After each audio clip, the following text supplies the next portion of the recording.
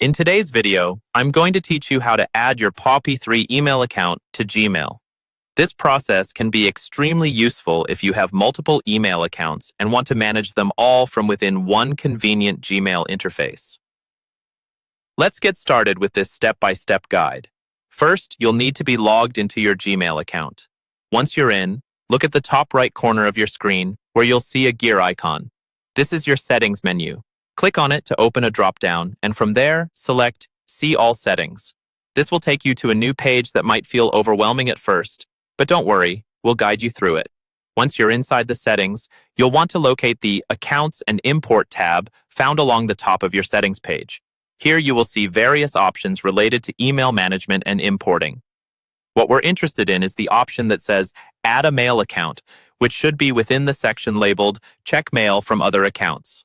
Clicking Add a Mail Account will prompt a pop-up window to appear.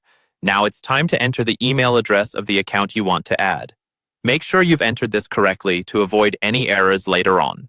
After entering your email, click Next and choose the option to import emails via Pop3. Hit Next again to proceed. This next section requires you to input some details. You'll need to enter your username, which is usually your email address, and the password for this specific email account. Make sure to keep this information secure. Additionally, there's a field for the POP server, which is sometimes automatically filled in for you, but do confirm it matches the server settings provided by your email service provider. You'll also have to select a port number. This is typically 110 or 995, depending on your provider. As you fill out these details, you'll see some checkbox options like leave a copy of retrieved messages on the server, always use a secure connection, SSL, when retrieving mail, and others. These options handle how your emails are retrieved and stored, so choose according to your preference. For example, selecting the SSL option is a good practice for added security.